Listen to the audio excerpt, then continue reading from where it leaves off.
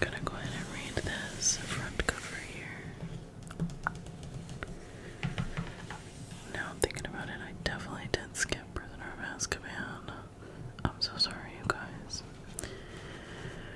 Okay, so here you have in your hands the pivotal fourth novel in the 7-part tale of Harry Potter's training as a wizard and his coming of age. Harry wants to get away. What? Harry wants to get away from the pernicious Dursleys and go to the International Quidditch Cup with Hermione, Ron, and the Weasleys. He wants to dream about Cho Chang, his crush, and maybe do more than dream.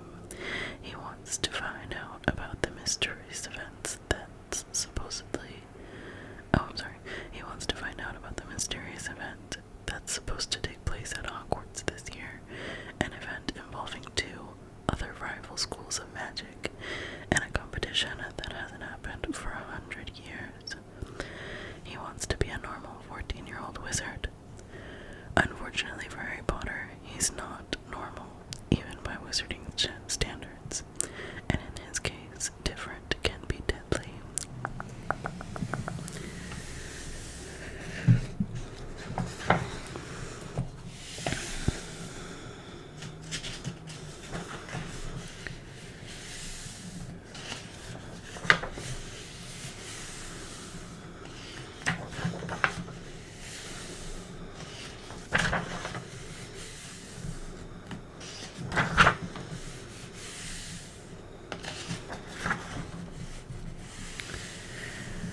Okay, chapter 1.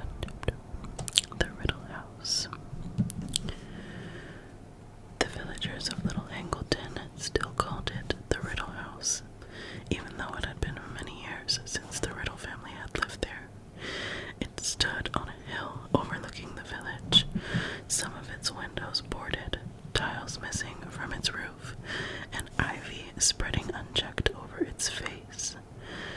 Once a fine-looking manor, and easily the largest and grandest building for miles around, the Riddle House was now damp, derelict, and unoccupied.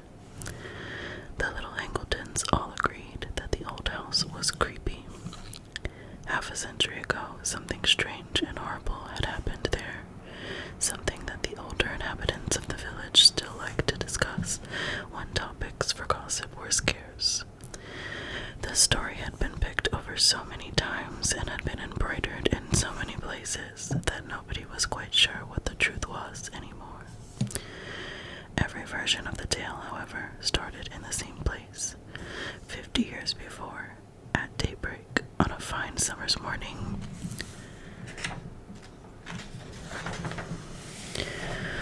When the Riddle House had still been well kept and impressive, a maid had entered the drawing room to find all 3 riddles dead. The maid had run screaming down the hill into the village and roused as many people as she could.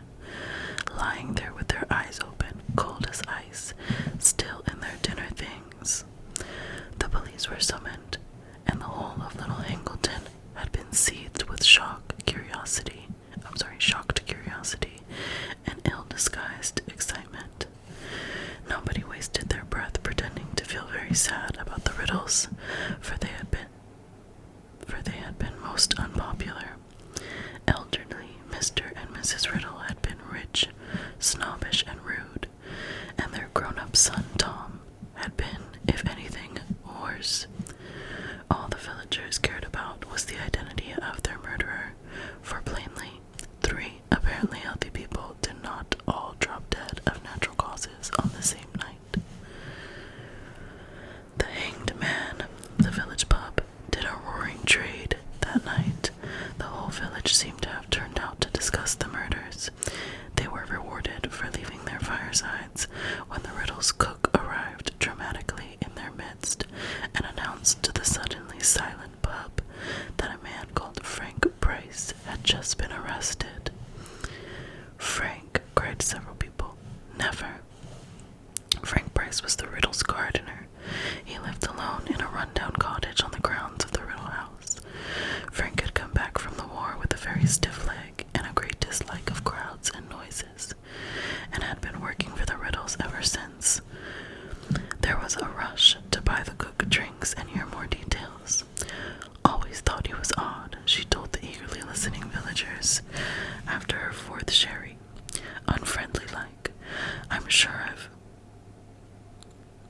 sure I've offered him a cuppa once. I've offered it 100 times.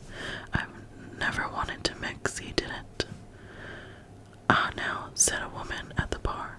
He had a hard war, Frank. He likes a quiet life. That's no reason to. Who else had a key to the back door then? Barked the cook. There's been a spare key hanging in the gardener's cottage far back as I can remember. Nobody forced the door last night. No broken windows. All Frank had to do was creep up to the big house while we was all sleeping.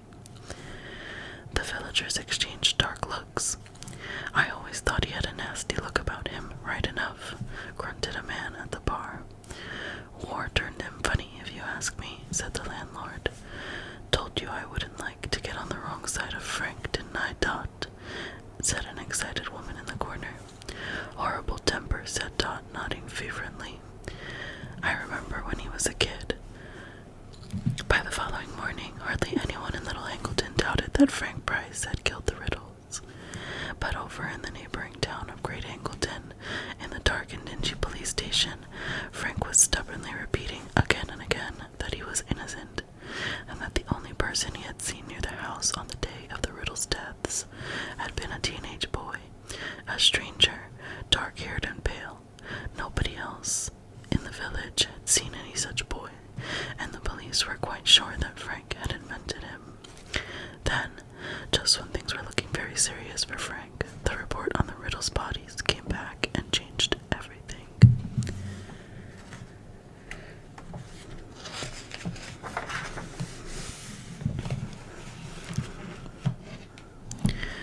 The police had never read an odder report. A team of doctors had examined the bodies and had concluded that none of the Riddles had been poisoned, stabbed, shot, strangled, suffocated, or, as far as they could tell, harmed at all. In fact, the report continued in a tone of unmistakable bewilderment. The Riddles all appeared to be in perfect health, apart from the fact that they were all dead. The doctors did note, as though determined to find something wrong with the bodies, that each of the Riddles had a look of terror upon his or her face. But as the frustrated police said, whoever heard of 3 people being frightened to death? As there was no proof that the Riddles had been murdered at all, the police were forced to let Frank go. The Riddles were buried in the Little Angleton churchyard, and their graves remained objects of curiosity for a while. To everyone's surprise, and amid a cloud of suspicion, Frank Bryce returned to his cottage on the grounds of the Riddle house. As far as I'm concerned, he killed them, and I don't care what the police say, said Dot in the Hanged Man. And if he had any decency, he'd leave here, knowing as how he knows he did it. But Frank did not leave. He stayed to tend to the garden for the next family who lived in the Riddle house, and then the next, for neither family stayed long. Perhaps it was partly because of Frank that the new owner said there was a nasty feeling about the place which, in the absence of inhabitants, started to fall into disrepair. The wealthy man who owned the Riddle house these days neither lived there nor put it to any use. They said in the village that he kept it for tax reasons, though nobody was clear what these might be. The wealthy owner continued to pay Frank to do the gardening, however. Frank was nearing his 77th birthday now, very deaf, his bad leg stiffer than ever, but could be seen pottering around the flower beds in fine weather, even though the weeds were starting to creep up on him, try as he might to suppress him. Weeds were not the only things Frank had to contend with either. Boys from the village made a habit of throwing stones through the window of the Riddle house. They rode their bikes over the lawns Frank worked so hard to keep smooth. Once or twice they broke into the old house for a dare. They knew that old Frank's devotion to the house and grounds amounted almost to an obsession, and it amused them to see him limping across the garden, brandishing his stick and yelling croakily at them. Frank, for his part, believed the boys tormented him because they, like their parents and grandparents, thought him a murderer. So when Frank awoke one night in August and saw something very odd up at that old house,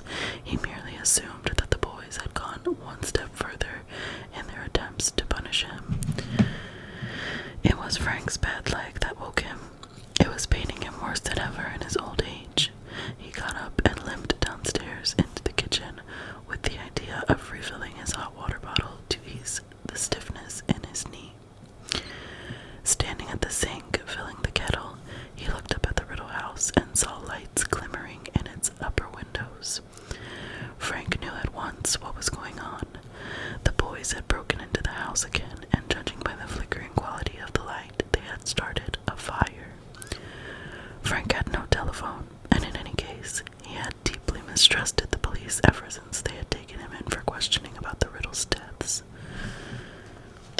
He put down the kettle at once, hurried back upstairs as fast as his bad leg would allow, and was soon back in his kitchen, fully dressed and removing a rusty old key from its hook by the door. He picked up his walking stick, which was propped against the wall, and set off into the night. The front door of the Riddle house bore no sign of being forced, nor did any of the windows. Frank limped around to the back of the house until he reached a door almost completely hidden by ivy, took out the old key, put it into the lock, and opened the door noiselessly. He let himself into the cavernous kitchen. Frank had not entered it for many years. Nevertheless, although it was very dark, he remembered where the door into the hall was, and he groped his way towards it, his nostrils full of the smell of decay, ears pricked for any sound of footsteps or voices from overhead. He reached the hall, which was a little lighter owing to the large mullioned windows on either side of the front door, and started to climb the stairs, blessing the dust that lay thick upon the stone, because it muffled the sound of his feet and stick. On the landing, Frank turned right and saw at once where the intruders were. At the very end of the passage, a door stood ajar, and a flickering light shone through the gap, casting a long sliver of gold across the black floor. Frank edged closer and closer, grasping his walking stick firmly. Several feet from the entrance, he was able to see a narrow slice of the room beyond. The fire, he now saw, had been lit in the grate. This surprised him. When he stopped moving and listened intently for a man's voice within the room, it sounded timid and fearful.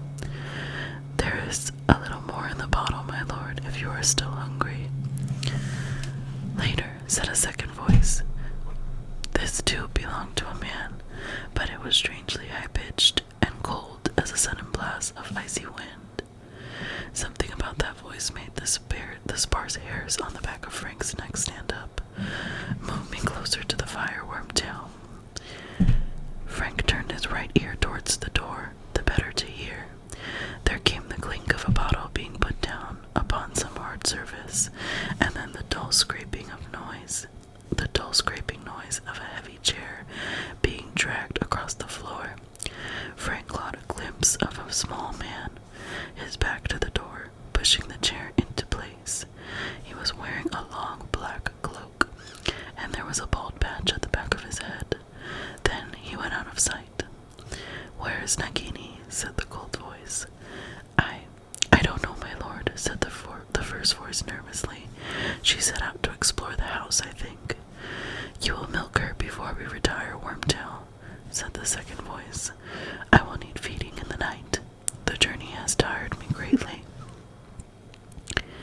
Brow furrowed, Frank inclined his good ear still closer to the door, listening very hard. There was a pause, and then the man called Wormtail spoke again. "My lord, may I ask how long we are going to stay here?" "A week," said the cold voice, "perhaps longer. The place is moderately comfortable, and the plan cannot proceed yet. It would be foolish to act before the Quidditch World Cup is over." Frank inserted a gnarled finger into his ear and rotated it. Owing no doubt to a buildup of earwax, he had heard the word Quidditch, which was not a word at all. The Quidditch World Cup, my lord," said Wormtail. Frank dug his finger still more vigorously into his ear. "Forgive me, but I do not understand. Why should we wait until the World Cup is over?" "Because, fool, at this very moment wizards are pouring into the country from all over the world, and every meddler from the Ministry of Magic will be on duty, on the watch for signs of unusual activity, checking and double-checking identities. They will be obsessed with security lest the Muggles notice anything, so we wait." Frank stopped trying to clear out his ear. He had distinctly heard the words Ministry of Magic, wizards, and Muggles. Plainly, each of these expressions meant something secret,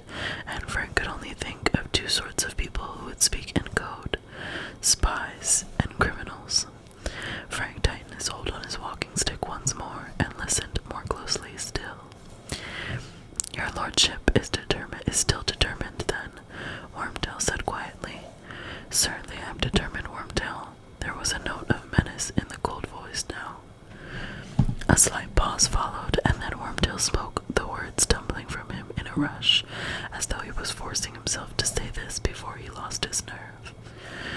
It could be done without Harry Potter, my lord.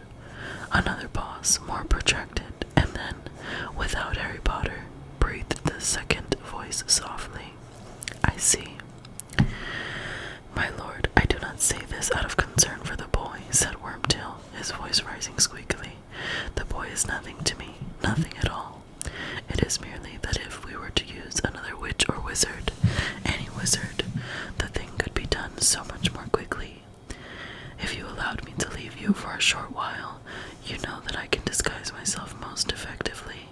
I could be back here in as little as 2 days with a suitable person. I could use another wizard, said the cold voice softly. That is true. My lord, it makes sense, said Wormtail, sounding thoroughly relieved now. Laying hands on Harry Potter would be so difficult. He is so well protected. And so you volunteered to go and fetch me a substitute. I wonder, perhaps, the task of nursing me has become wearisome for you, Wormtail. Could this suggestion of abandoning the plan be nothing more than an attempt to desert me? My lord, I have no wish to leave you, none at all. Do not lie to me, hissed the second voice. I can always tell, Wormtail. You are regretting that you ever returned to me. I revolt you. I see you flinch when you look at me, feel you shudder when you touch me. No, my devotion to your lordship. Your devotion is nothing more than cowardice. You would not be here if you had anywhere else to go. How am I to survive without you when I need feeding every few hours? Who is to milk Nagini? But you seem so much stronger, my lord. Liar, breathed the second voice. I am no stronger, and a few days alone would be enough to rob me of the little health I have regained under your clumsy care. Silence. Wormtail, who had been sputtering incoherently, fell silent at once. For a few seconds, Frank could hear nothing but the fire crackling. Then the second man spoke once more, in a whisper that was almost a hiss. I have my reasons for using the boy, as I have already explained to you, and I will use no other. I have waited 13 years. A few more months will make no difference. As for the protection surrounding the boy, I believe my plan will be effective. All that is needed is a little courage from you, Wormtail. Courage you will find unless you wish to feel the full extent of Lord Voldemort's wrath. My lord, I must speak, said Wormtail, panic in his voice now. All through our journey, I have gone over the plan in my head. My lord, Bertha Jorkin's disappearance will not go unnoticed for long, and if we proceed, if I murder, if, whispered the second voice, if you follow the plan, Wormtail, the Ministry will need never know that anyone else has died. You will do it quietly and without fuss. I only wish that I could do it myself, but in my present condition. Come, Wormtail. One more death, and our path to Harry Potter is clear. I'm not asking you to do it alone. By that time, my faithful servant will have rejoined us. I am a faithful servant, said Wormtail, the merest trace of sullenness in his voice. Wormtail, I need somebody with brains, somebody whose loyalty has never wavered, and you, unfortunately, fulfill neither requirement. I found you, said Wormtail, and there was definitely a sulky edge to his voice now. I was the one who found you. I brought you Bertha Jorkins. That is true, said the second man, sounding amused. A stroke of brilliance I would not have thought possible from you, Wormtail. Though, if truth be told, you were not aware of how useful she would be when you caught her, were you? I thought she might be useful, my lord. Liar, said the second voice again, the cruel amusement more pronounced than ever. However, I do not deny that her information was invaluable. Without it, I could never have formed our plan, and for that you will have your reward, Wormtail. I will allow you to perform an essential task for me, one that many of my followers would give their right hands to perform. Really, my lord? What? Wormtail sounded terrified again. Ah, Wormtail, you don't want me to spoil the surprise. Your part will come at the very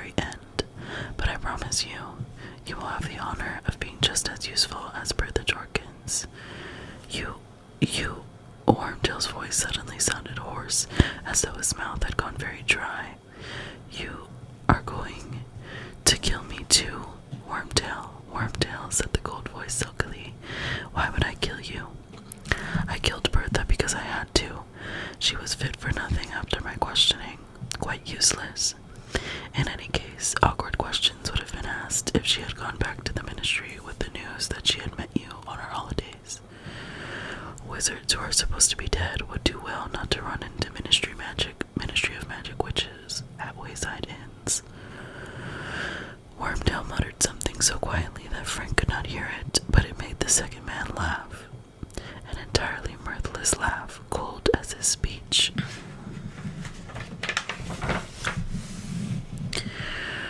We could have modified her memory, but memory charms can be broken by a powerful wizard, as I proved when I questioned her.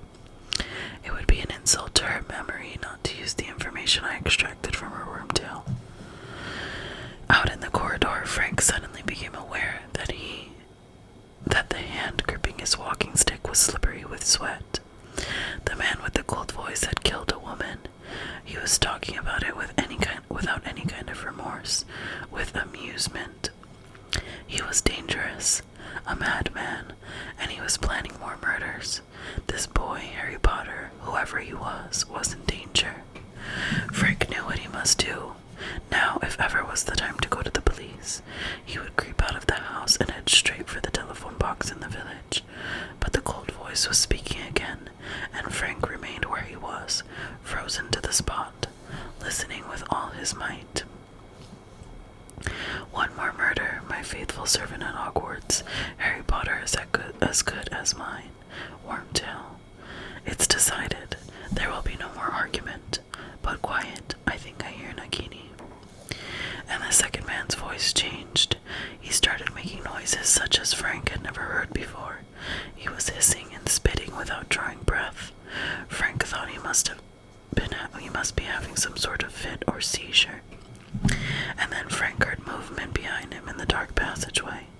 He turned to look and found himself paralyzed with fright. Something was slithering toward him along the dark corridor floor, and as it drew nearer to the sliver of firelight, he realized with a thrill of terror that it was a gigantic snake, at least 12 feet long. Horrified, transfixed, Frank stared as its undulating body cut a wide, curving track through the thick dust on the floor, coming closer and closer. What was he to do? The only means of escape was into the room where the two men sat plotting murder. Yet if he stayed where he was, the snake would surely kill him. But before he had made his decision, the snake was level with him, and then, incredibly miraculously, it was passing. It was following the spitting, hissing noises made by the cold voice beyond the door, and in seconds, the tip of its diamond-battered tail had vanished through the gap. There was sweat on Frank's forehead now. The hand on his walking stick was trembling. Inside the room, the cold voice was continuing to hiss, and Frank was visited by a strange idea, an impossible idea. This man could talk to snakes. Frank didn't understand what was going on. He wanted more than anything to be back in his bed with his hot water bottle. The problem was that his legs didn't seem to want to move. As he stood there shaking, trying to master himself, the cold voice switched abruptly to English again. Nagini has interesting news, Wormtail, it said. Indeed, my lord, said Wormtail. Indeed, yes, said the voice. According to Nagini, there is an old muggle standing right outside this room, listening to every word we say. Frank didn't have a chance to hide himself. There were footsteps, and then the door of the room was flung wide open.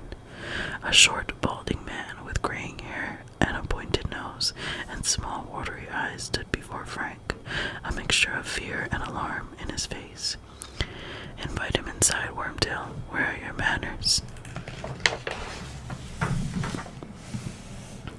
The voice was coming from the ancient armchair before the fire, but Frank couldn't see the speaker. The snake, on the other hand, was curled up on the rotting hearth rug, like some horrible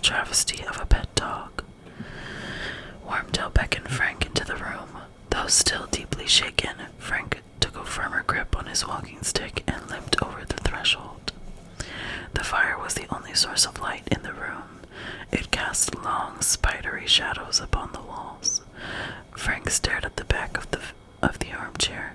The man inside it seemed to be even smaller than his servant, for Frank couldn't even see the back of his head. "You heard everything, Muggle," said the cold voice. "What's that you're calling me?" said Frank defiantly, for now that he was inside the room, now that some time had come for some sort of action, he felt braver. It had always been so in the war. "I am calling you Muggle," said the voice coolly. "It means that you are not a wizard." "I do not know what you mean by wizard," said Frank, his voice growing steadier. "All I know is I've heard enough to interest the police tonight. I have. You've done murder, and you're planning more. And I'll tell you this too," he added on a sudden inspiration. "My wife knows I'm up here, and if I don't come back—" "You have no wife," said the cold voice very quietly. "Nobody knows you're here. You told nobody that you were coming. Do not lie to Lord Voldemort, Muggle, for he knows. He always knows." "Is that right?" said Frank roughly. "Lord, is it? Well, I don't think much of your manners, my lord. Turn round and face me like a man, why don't you?" "But I'm not a man, Muggle," said the cold voice, barely audible now over the crackling of the flames. "I am much, much more than a man. However, why not? I will face you. Wormtail, come turn my chair around." The servant gave a whimper. "You heard me, Wormtail." Slowly, with his face screwed up as though he would rather have done anything than approach his master and the hearth rug where the snake lay, the small man walked forward and began to turn the chair. The snake lifted its ugly triangular head and hissed slightly as the legs of the chair snagged on its rug. And then the chair was facing Frank, and he saw what was sitting in it. The walking stick fell to the floor with a clatter. He opened his mouth and let out a scream. He was screaming so loudly that he never heard the words the thing in the chair spoke as it raised a wand. There was a flash of green light, a rushing sound, and Frank Bryce crumpled. He was dead before he hit the floor. 200 miles away, the boy called Harry Potter woke with a start. And that is that. Chapter 1.